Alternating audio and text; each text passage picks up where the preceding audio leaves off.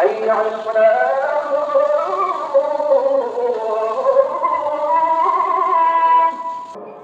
Common নীতি আমাদের প্রত্যেকেরই জানা থাকা দরকার, সেটা হলো একজন মুসলমান তিনি সবসময় মাজলুমের পক্ষ অবলম্বন করবেন। যখন দুটি বিবাদমান পক্ষের মধ্যে একটা মাজলুম আর একটা জালিম হবে, তখন সেই ঘটনায় মুসলমানরা সবসময় জুলুমের বিরুদ্ধে অবস্থান নেবেন।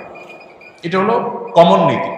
এমনকি জুলুমের শিকার মানুষটা যদি অমুসলিমও হয়, তারপরেও তার প্রতি মুসলমানের সিম্প্যাথি থাকবে। মুসলমান কখনো জুলুমের সাথে সঙ্গ দিবে না যদি জালেম মুসলমানও হয়। অতএব আপনার সাথে কোনো মাজলুমের যদি আকীদাগত মতপার্থক্য থাকেও, সেই মতপার্থক্য আপন জায়গায় থাকবে, সেটাকে আপনি রাখবেন, এবং বিরোধিতার জায়গাটা আপন জায়গায় থাকবে। কিন্তু এত সত্ত্বেও যদি সে জুলুমের শিকার হয়, তাহলে আপনি জুলুমের বিরুদ্ধে অবস্থান নেবেন। অন্তত সার্বিকভাবে, সামগ্রিকভাবে আপনি সেটার বিরুদ্ধে অবস্থান নিতে না পারলেও মানসিকভাবে হলেও তার বিরুদ্ধে আপনাকে অবস্থান নিতে হবে। এটা হলো মৌলিক নীতিমালা। মুসলমান কখনো জালেমের পক্ষে যেতে পারে না, মাজলুমের পক্ষ মুসলমান সবসময় নেবে। এক্ষেত্রে সূরা রোমের যে ঘটনা, সেটা আমাদের জন্য একটা বিশেষ নির্দেশনা হতে পারে। সূরা রোমের শুরুতেই আল্লাহ তাআলা যে বলেছেন আলিফ লাম মিম গুলিবাতির রোম, এখানে আমরা দেখেছি যে রোমানদের সাথে, তখন পারস্যের অগ্নিপূজকদের সাথে যে যুদ্ধ হয়েছে, সেই যুদ্ধে মক্কার মুশরিকরা পারস্যদের আর মক্কার মুসলমানেরা সাহাবা একরাম তারা রোমানদের সমর্থন করেছেন। কেন?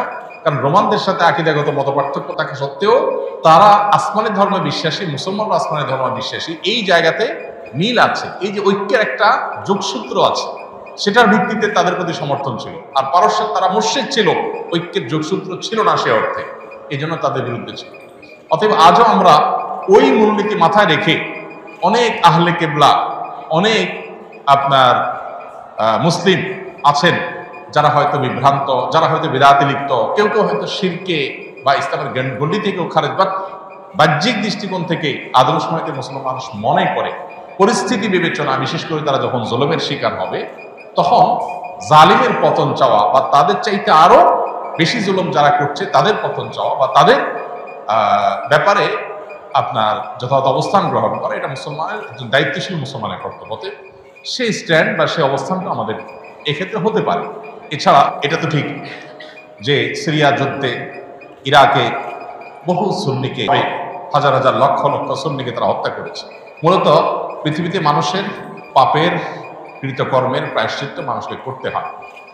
বিশেষ করে জুলুম যদি করে কেউ, তাহলে জীবদ্দশাতেই তার প্রায়শ্চিত্ত করতে হয়, আখিরাতে তো আছেই। এই জন্য জুলুম থেকে আমরা সবসময় নিজেদেরকে বাঁচিয়ে রাখবো। কোনো যুক্তিতেই আমরা জুলুম করব না। এমনকি যুদ্ধক্ষেত্রেও নবী সাল্লাল্লাহু আলাইহি ওয়াসাল্লাম আমাদেরকে জুলুম করার পারমিশন দেন নাই। অমুসলিমের সাথে আল্লাহ তাআলা জুলুম করার পারমিশন আমাদেরকে দেন নাই। অতএব যেই জুলুম আল্লাহ নিজের জন্য হারাম করেছেন, হাদিসে কুদসিতে আল্লাহ বলেছেন, ইন্নী হারামতু যুলমা আলা নাফসি, তারা তোমরা জেনে রাখো আমি নিজের প্রতি নিজে জুলুমকে হারাম করে রেখেছি, ফালা তাযালামু, অতএব তোমরা একে অন্যের প্রতি জুলুম করিও না। এটা আল্লাহর কথা, হাদিসে কুদসি তিনি বলেছেন। সো জুলুম থেকে আমরা হাজার মাইল দূরে থাকবো, আমার দ্বারা যেন কারোর প্রতি অবিচার না। কারণ জুলুমের পক্ষে যারা থাকবে তাদের পতন অনিবার্য, আজ হোক আর দুদিন পরে হোক।